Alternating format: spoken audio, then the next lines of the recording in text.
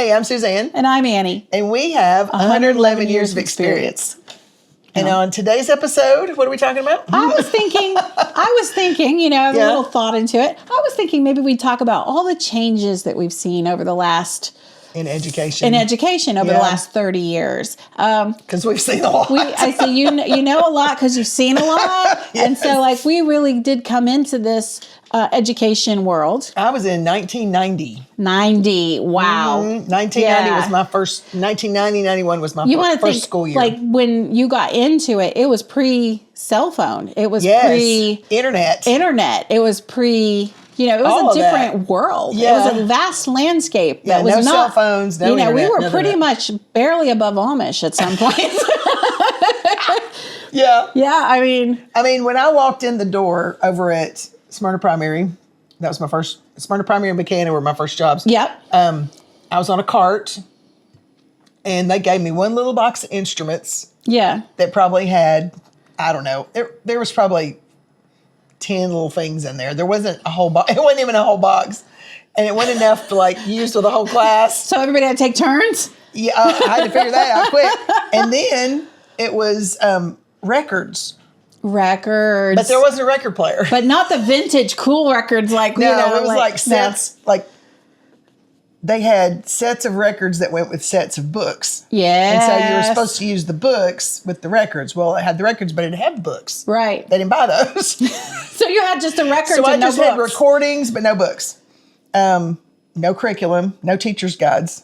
Wow. Nothing. Yes. Nothing there. And then at Buchanan, there wasn't anything either. Wow. So it was like, okay, what am I doing? So I was having to I was having to write my own curriculum, basically. I was having to try to figure out what concepts I was going to teach, what I was going to teach, how was I going to teach it. There was nothing to tell me. Wow. There was no guidance at all. There was nothing. It was basically the Wild West. It was. Of music. It was nothing. Education. We didn't even, we decided, there were about 6 of us in the county because everybody had 2 schools. And so we finally decided we're going to have to write some curriculum for us. So we're at least all teaching the same thing. Right. So if we have a kid that comes from my school to your school, they're going to have they're going to kind of have the same ideas of what's going on. Right. So that was when we decided, we need to try to do this together. Right. So we got together in the summer and sat back when I could sit on the floor, on Susan Wilson's floor and her shag rug and created a Rutherford County music curriculum because there was elementary music because there was not one. There was not one. Yeah. There was not one. Wow. So we had to start from scratch. Pioneer. You're nothing. You think about it, there's a pioneer. Yeah. Oh, CDs. When I got a CD player, I had to buy the CD player. Yeah, anything that I had, if I was going to play the music for the kids, I had to buy it. Of course. They didn't have anything. Of course. Yeah. Yeah, so exactly. Every boom box that I ever carried around was my boom box that I bought. Yeah, that you had brought in with your own money. Yeah, because I had to take it to both schools. Yes, and then a lot of the materials as well, I'm sure you had to buy yourself. Oh, yeah. Because there was a lot of it. I remember just even being in, I started in 04. Okay. 04, so. Yeah. But anyway, I remember then the teachers were buying all the stuff. Or you would get lucky and maybe some teacher was not taking something with them and they would and then you'd go, gift it to let's you. See what's in this room. Everything and could be a treasure. Ravages it. Yeah, we were like, what's in there? Oh, look, it's Dr. Jean. All right, look at there. What is it? Yeah. And so, Yeah. Those things were quite valuable. Oh, yeah. Yeah. Quite valuable. Sure. Yeah, when we got CDs and books, I actually got to be on, that's before I had children, or maybe Shannon was little. I think it was 94. Shannon was a baby, I guess. I volunteered for some reason. I don't know why. You were young. I was young. You were young. I was a go-getter to be on the curriculum committee. And so I can remember going to the Garden Plaza Hotel. Oh, wow. For a reception that that the curriculum people paid for. And we went and listened to the spiel of which, curriculum we wanted. And so the Macmillan curriculum that we ended up getting, it was, I used that there were songs out of that curriculum that I used up until the day I quit teaching. Right. Right. And it's so funny because there was a few things it was a good curriculum that we had come across in special ed that were older, that were fabulous, and could not understand for the life, and would work really well with the kind of student needs that we were dealing with. And they were fabulous, very concrete, very logical. It was picture to word. It was, fabulous. And they did away with it. They just we're off to something else now. And this was this fabulous, wonderful thing that so many, concrete thinking kids, logic brain kids could get. But is that what no. So we hid it in and used it when it was applicable. And, but they were ready to toss it out. They were like, no, you don't need that anymore. But guess what?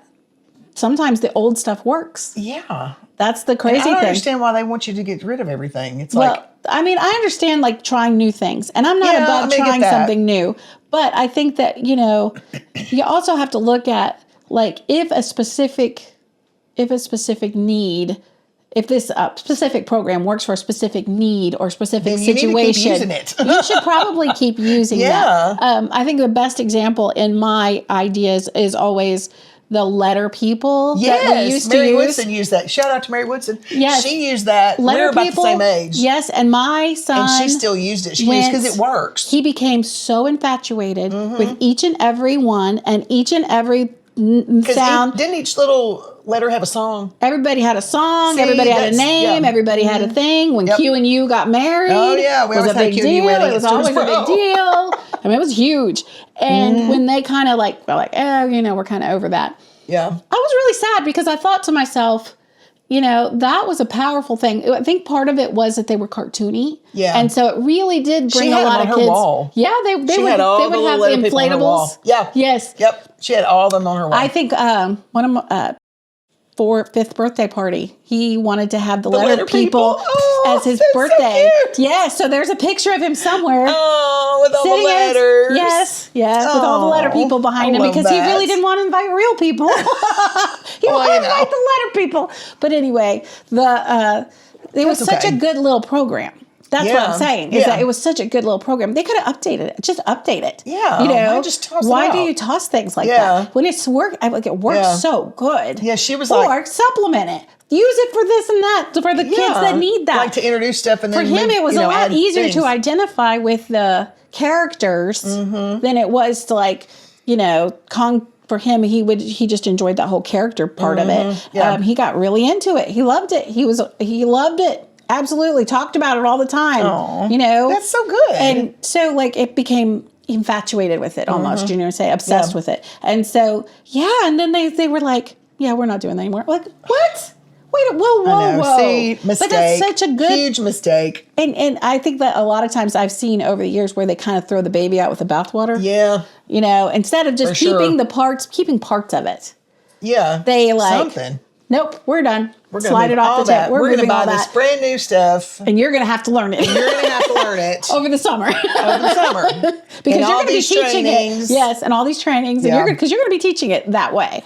And I think that that's the one lesson that I have learned is that they do have a tendency to kind of throw the baby out with the bathwater sometimes. It does seem to be the changes are so sweeping and they want that change right away. The system in general is what I'm talking about. The education system in general, not necessarily our county or whatever. Right, I think it's the generality of it. But there's been quite a few times where I feel like they do throw the baby out with the bathwater. They throw out the old idea so fast. Yeah. So fast. They let it go so fast that it's wait a minute. It's like you get whiplash. You didn't look to see what the value of it was and what the values of it and the parts that you probably could have kept. Yeah. No, they move on to something completely. They just totally. Yeah.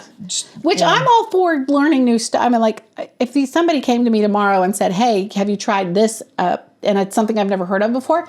I'm open. I love that. I'm excited to learn new stuff and new, But when you start pitching the stuff that we see over and over and over is very successful. Scratch head. Yeah. I'm not a palm fan. To the forehead. Not a fan of that. And I think as I've gotten older, it's even worse. I'm at this age now, I'm even more it doesn't make. Well, I mean, things just kind of circle back around sometimes. It's also it does. Else. That's true. It does. The whole language stuff. When I first started teaching, that very first couple of years, everything was whole language. So, and I'd never heard a whole language. That was new to me. But my principal, especially at Smyrna Primary, it wasn't such a big deal at Buchanan. Mr. Hooper was like, you teach whatever you need to teach, just because he didn't know anything about music teachers. He was like, right. do what you need to do. And so what is whole language? What do you mean by that? Whole language is like when everything, it's kind of like what they're doing now with birds in first grade, where everything has to be about birds. So it's like taking a topic, and we're going to learn science about birds. We're going to learn English about birds. Yes. We're going to learn language about birds. Whole language in 1991. Okay, but it was a different. But it had a different catchphrase. It had a different title. Yeah, but that's exactly what it is. Okay, I understand. It's when you take that one thing and you just every subject revolves around that. Yes. That's what they call whole language. And basically, like we do the same thing in pre-K where we have basically like a theme. Yeah. And so like we follow the theme through for about a week and a half, 2 weeks. And then, we're okay, we may do this with snow, or we may do this with, we talk about the weather, we talk about this, so then like each part of it has something to do with it. Every grade level had a different thing. So like, I remember in third grade, I had to teach about spiders because they were doing spiders. Okay. Because it was like in October, they were doing spiders. Yeah. So they weren't doing Halloween, but they were doing spiders. Yes, so everything had to be about spiders. So I had to learn. And Africa, I could do Africa because they took, there was not a myth, like a legend, like a story or something about Anansi, the spider, or Anansi or something like that. Yeah, I don't know how to pronounce it. I'm sorry. But I don't think I ever really got it. But that spider story went with... I remember this story. Remember that? I remember this story. So you can do Africa along with the spider stuff. Yeah. And I get that. And that's so that helped. It helps you. Because there are not that many spider songs that's not about Halloween. It's just spiders. Or like the Itsy Bitsy spider. Other than Itsy Bitsy. And third grade's not going to really go for Itsy Bitsy. No. So I learned, there were some things from Ghana that I learned. There was some, and I still use there's passing game from Ghana that I used up until Abusamasa. I used that until, until I've stopped. Until you were done teaching. And the kids loved it. Yeah. It's so fun. It's so funny too. Like you can see now the things that kids respond to are very similar to a lot of the things that they've responded to back then. Yeah. It's really not that different. Mm-mm. I'm going to tell you what the big change, you want to talk about changes in technology. Yeah. The biggest change in education right now is technology, because we went from no technology, pretty much almost what people would consider like off the grid almost. Yeah, literally. We were definitely off the grid. If you were lucky if there was a phone in your room, I'm telling you. Oh my gosh. Like, I didn't have a phone in my room until I was at Bradley. I think, did we have phones in rooms at Bradley? Yeah, I think we did. And that's only been about 8 years ago. Yeah, and so like... So out of 35 years, the last 8 I had a phone. And then we had phones in, at Rockville. Did you have access to a walkie-talkie? Not until the last year. Yeah, see, that tells you right there. Yeah. Like just how much it's like, but I think about like the screen time. First of all, everybody was anti-screen time. The one that first came out, everybody was anti. Do not do that. They don't need to be on that screen. No. That was what we kind of like through the 2000s, I think. That was probably like the big push was. And then I think it was about 2011, maybe 2012. Everything went push technology. This is their future. They're going to need to know everything technology. Everything. So now your lessons have to be... Everything is technology. On technology, on too. technology. Like you got graded on your evaluations whether you use technology or not. Yes, that was part of, they really wanted you to use the technology. Yep. Well, now, here we are in 2026. They are kind of reversing that. Maybe that wasn't such We a good may idea. have pushed too hard on the technology. Yeah. We may need to just come back now we just have a kids little that bit. Can't regulate themselves because their noses are stuck in phones all the time. Because the kids are so used to it. Now, on the other side of it, they're also fluent in technology as far as like just from the cradle. Like it just seemed like they have there's a lot of adaptation where the kids are just smarter about using thing than like maybe they were in the past. Yeah. But I'm not sure that's a good thing. I'm saying. I don't know. And the funniest part is one of the things that they work on, believe it or not, is mouse skills. Like especially like we have the younger kids. Like a handheld mouse. Yes. But they don't have those anymore. I mean, But that's what they're learning to do. A lot of the computers are not touchscreen that they have in the computer lab where because they're old. They're old. Yeah, they're old. I was going to say every laptop that I've ever seen, but they're not laptops. 5 years. We don't, if the teacher might have a laptop, but they have desktops, and so even but that's those are going to go away. Probably. And then teaching them how to play a game where they're not just tapping. Yeah. Teaching them actually how to play a game on a thing is a whole thing. Yeah. Because they're used to just they just tap and see what it's literally like. Let's see what happens. Yeah. I'll just touch it. You can't break it, so touch. It's fine. So I'm amazed because it is part of it is good. I feel like part of it is really, really, really good. Mm-hmm. Like to see how much technology has helped in some ways. Now, having said that, we had a power outage, or not power outage, but a web outage, internet outage. Yeah. And we all went back to 1990. And you talk about the poor old young teachers freaking out. There were tears. There were lots of panic attacks going, oh my gosh, I can't do this. What do you mean? I don't know how to take attendance without my computer. I don't know how. It was hard on them. I felt so bad for them. And we just pulled. I'll tell you. And I was like, well, all right, we'll just do drums and do this and do that. And that was it. We just pulled it right out. It was right there in the back. Yeah. It was right in the back of our heads. We've done this before without technology. I totally know how to do this without technology. I felt so bad for them. Yes, but it was very difficult. And like, how do you do this? Well, what if I need to send a message? Well, what if I need to do that? You know what? We survived without it. Yeah, we did. We didn't. We sent kids on missions and said, I need you to take this to this teacher. And so like that was a big thing and they, it's so funny though, because it was a big thing of who like could catch on to doing it. Survival? Yeah, a little bit, but like survival, yes, but also who could adapt quickly. Yeah. You could really tell yourself how. That's true. And I tell you, shout out to all our related arts teachers, because you talking about somebody having to adapt quickly. That happens to us all the time. That's what I always said when I was sometimes daily. I was saying that about SPED. I was saying that today about SPED. Is that you just get so used to. Yeah. Special ed is one of those things where you're so used to taking what is given you, breaking it into little pieces so that other people can take them. Yeah. I'm, like if I was helping out somebody in a room, I might take it and I'll like basically break down the idea into little pieces and then try to get them to understand it through that. Right. Or maybe I would take, like they had 10 questions and I'd give them the two that I felt like would be the most appropriate that they could handle, something like that. So like you're always breaking it into pieces. Like, so whatever information you're given, helping out with the kids, you're breaking it into little pieces, trying to make it more palatable, make it easier for them to get. Yeah. And so I said, but that makes you super quick about being on your feet, thinking on your feet. You got to teach on your feet. Yeah, you got to be able to. So I said it's almost easier because you had so many years of doing that and the training of it to do it.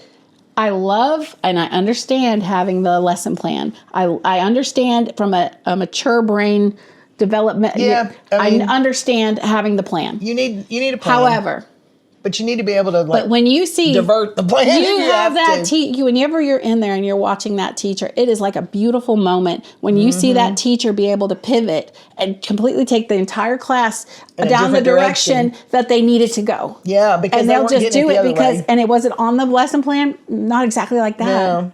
But you have to be able to do that as well.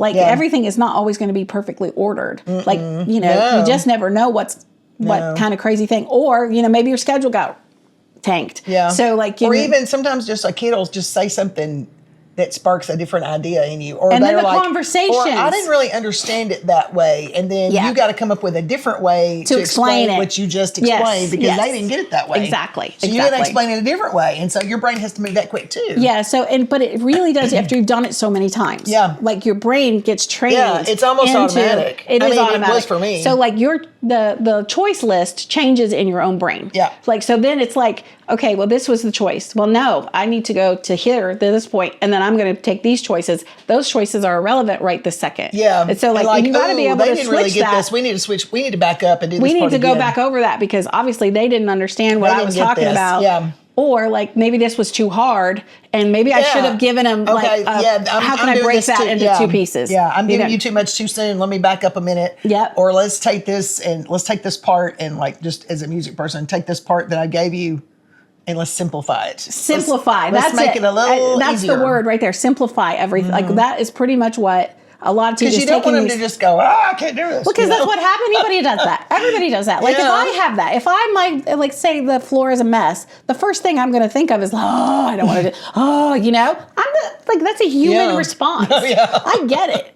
That's not fun. To be overwhelmed. They got to be successful. And so you have to simplify the little it. bittiest bits of success. And then what happens is you have a success, and then that builds on the next one, and then that and then you just build on that, and then what you wind up doing is having a whole list of them, a whole category of them. And then before you know it, you've conquered that, you've mastered that, you've gotten through it. But it is about simplifying the ideas so that everybody can catch it. And some people are quick. And then some people need 3 times. And then there's me who needs a visual and probably couldn't hear it. If I was playing instruments with bigger kids, I would make them move. I would make them get up and move to another instrument. That way they're getting challenged in a different way, because you think, well, they're just playing the same part, but if they're playing a bigger instrument, they've got to use a bigger motor. Yes. And so it does change the dynamics.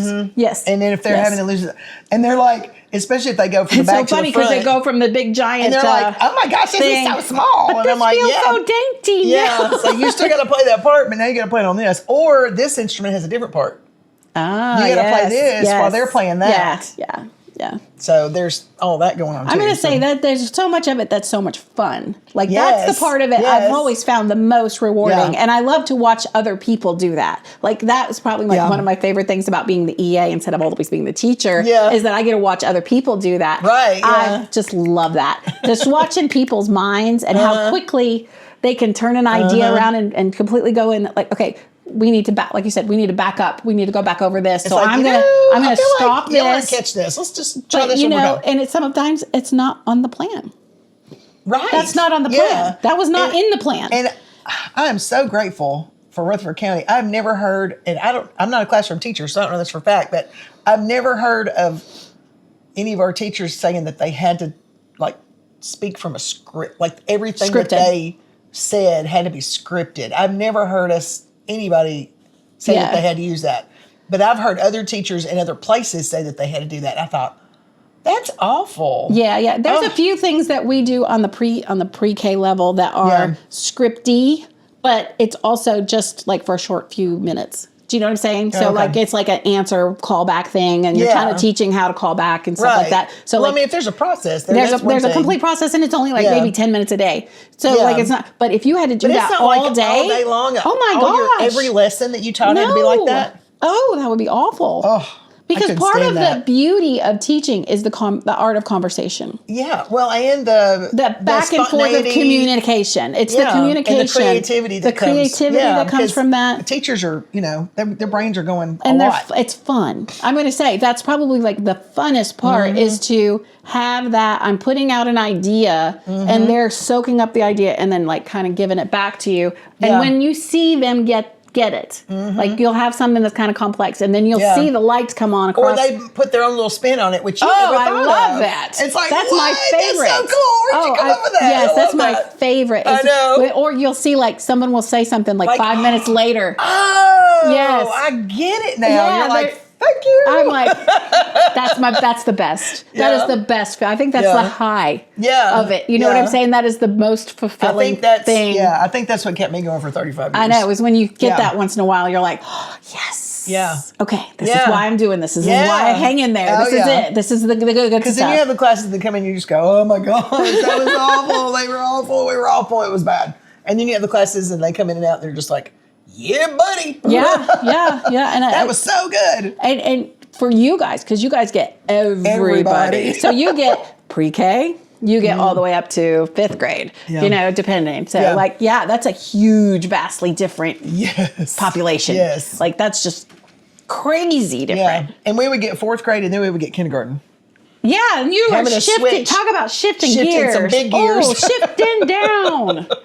and then 5th grade, and then we would get 1st grade, and then it would just be like, yeah, just bouncing back and forth. Crazy. That's crazy. Yeah. But, after a while, you get good at it. I mean, yeah. After a while, you get after a while, it's like it doesn't matter who it is who it is, and we'll just whatever lesson we're doing is what we're doing. That transition is not really that big of a deal anymore because it's just what we do. It's just It's just what we do. Yeah. Yeah. And I'm going to say, from one person that has really stuck with the littles, I really do enjoy the littles. God bless you for dealing with the bigs. Because they are. Over the years, as I've gotten older, I like the bigger kids. Better. Isn't that? But, well, at certain times of the year, I really like the littles at Christmas. Yeah, because everything's new and fun, and they really love it, and they're just so excited. And the big kids, we're just trying to get through. They're just like, come on. If there's a program, we're trying to get through that program. And if there's, we're just doing the best we can. Yeah. But there were big orphan like toward the end when I was learning more and more orph stuff. So that's like arrangement stuff. Yeah, like it's a process of teaching. And there's like big instrument parts and lots of different things going on at one time. And like I had a copy of Feliz Navidad that I tried over at Stewartsboro first, and it was good. It was hard. I didn't realize how hard it was until like later. Looking back, that was hard. Dadgum, that was hard. That was a hard piece of music. Yeah. But I had stuff, and then I made a music bingo game that was really fun, a little Christmas bingo, because I like to sing the songs, and the kids would sing the songs, and we just had fun. You have to. I always say that you have to steal your moments of joy in education because it's not always. Yeah. It's more of a. I say it's a little bit military.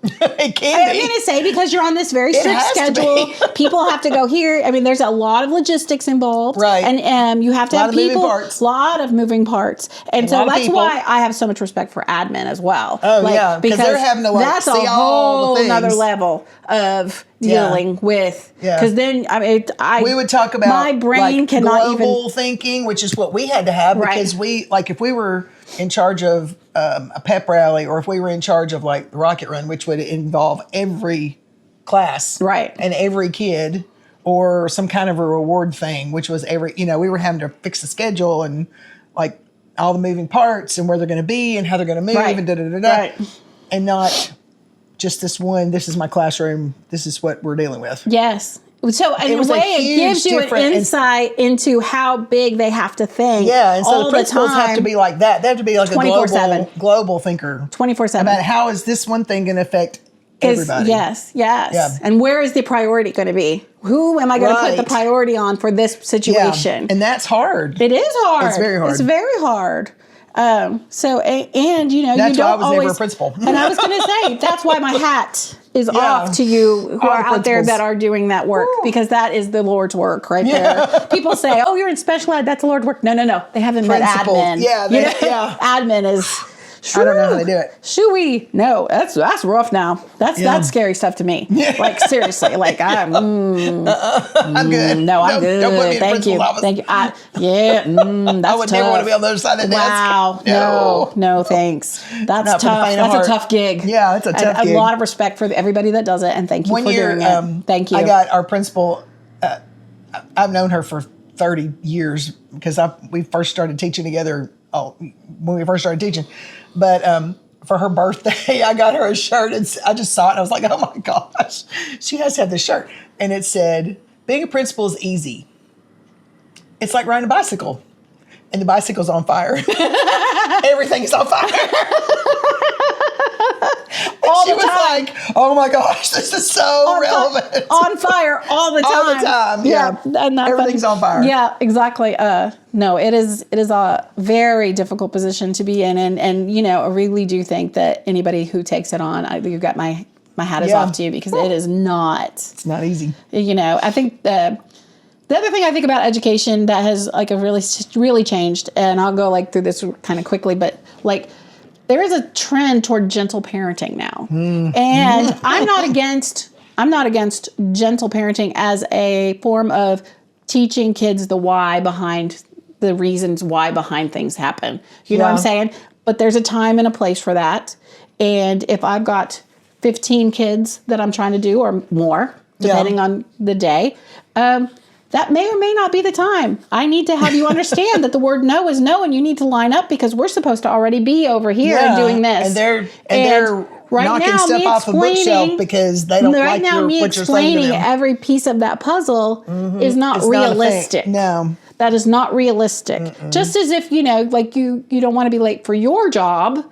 Our job has certain expectations. So them not understand, or I will wait till there's a time I'll be like, okay, I can't explain it now. I'll explain it to you at recess, okay? Because right now we got to go to lunch. To there, to here, to do this, because we're supposed to, and that's just what we have to do. Yeah.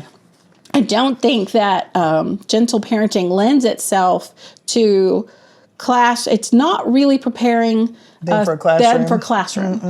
So I think you kind of have to take on that idea that if you want your kids to be successful in a classroom, you have to do some preparation that is going to make them ready for the classroom and what that means. And that means being to a point,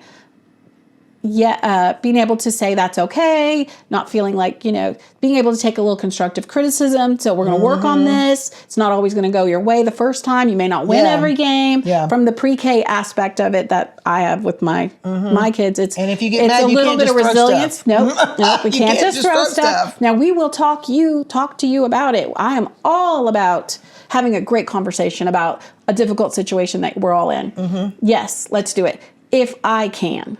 Yeah. And sometimes I can, and then other times I can't just stop the world to make this okay for you. Yeah. As much as I would like to. It's not realistic. No. Especially if we have a fire drill, or if we have a tornado drill, or we have an intruder drill, or and it gets to be a safety issue. A safety issue. Huge. I maybe can't. So that when they decide that they just don't want to listen to what you're saying because they don't like it. Or they don't like it. Or like people are waiting for us to be at a certain place at a certain time so that they can be relieved of, or I can be relieved, whatever.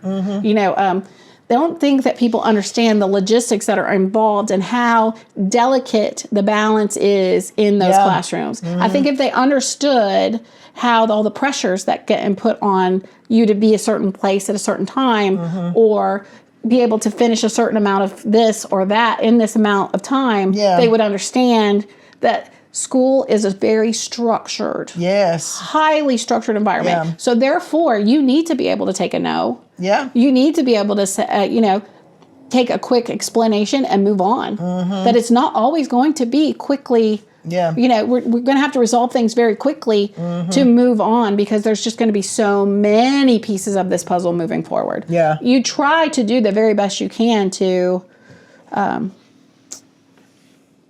talk about it. You know what I'm saying? Yeah. You really do. If you can, you do.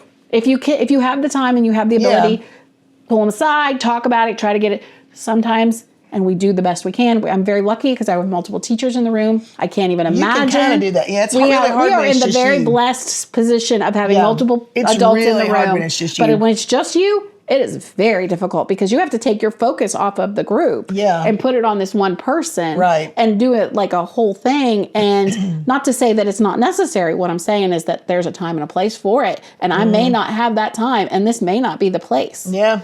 And you might just have to live in that for a while. Yeah. And I think that's hard. It is because we have so many.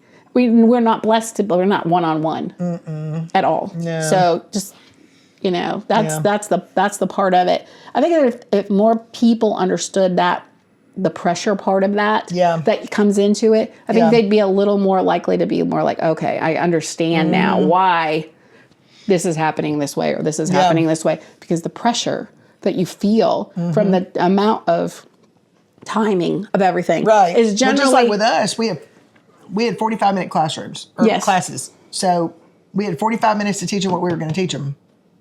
And if somebody was having an issue and all that, it's, especially the age group, it's really hard to go, okay, let me talk to you for a minute, and put an activity where they don't need you. But see, because then your attention... teacher, it's really hard, and PE is kind of the same way. It's really hard to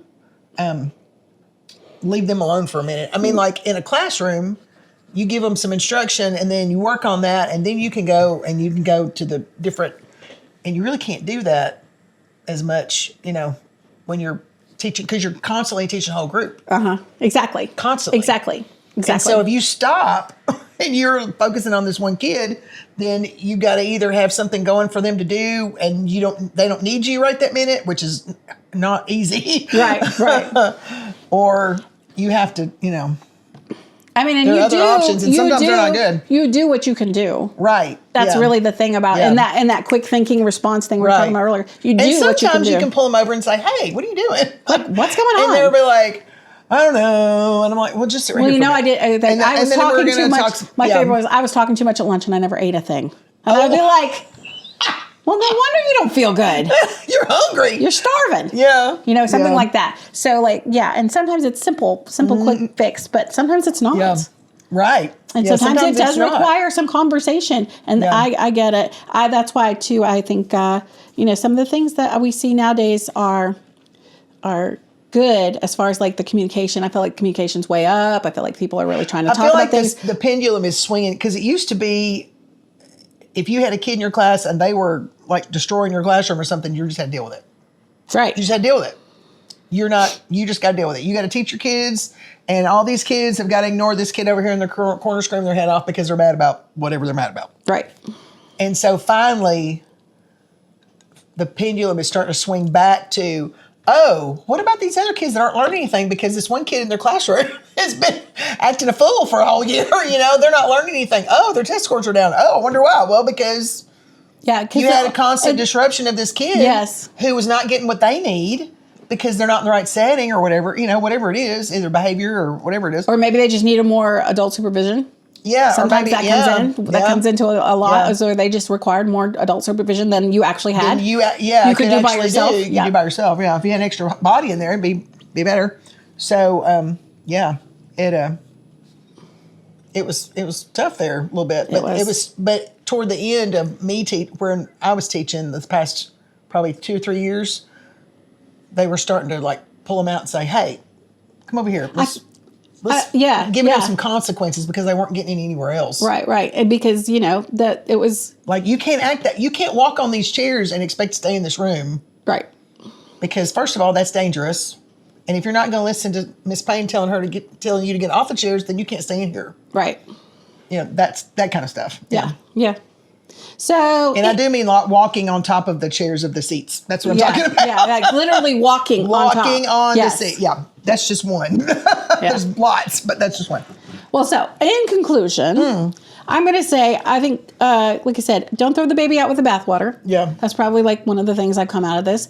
The other thing I would say is, the other part of it is I feel like the communication is up. I like that. I like the communication is up. And I think like people are starting to really understand that gentle parenting in itself, by itself, may or may not, it's like a good thing, but I think people take it off the edge of the cliff. Yeah, I think they ride that one right off the edge of the cliff. Yeah, and so you have to be friend, and you can't do that. You have to be able to set clear, realistic boundaries, and you have to give the kids nowadays, and they have to be limited on the amount of screen time that they have, because it's just like the more they're learning, every year they learn more and more about the fact that it's really not that great for you. Yeah. So I think it's, like in a lot of things, people just ride it off the cliff. Yeah. And so we really have to just pull that back and measure how we're responding to these different things that are going on. And these things aren't changing. It's not like it's going to change and be like completely different tomorrow, but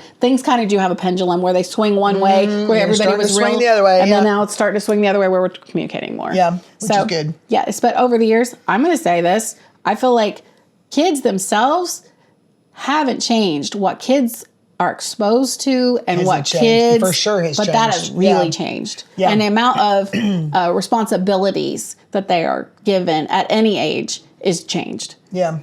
Yep. So that's the parts that have changed. But that's as far as like podcast. Yeah, I think this might have to be a series, because this is definitely there's a lot to be said, I feel like, about this. And especially because we've been in it for a long time.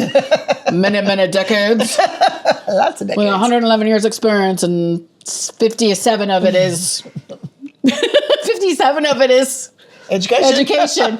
So all right, well, make sure you are sharing this podcast if you like what we're talking about, and like, subscribe, All leave things. a comment, anything.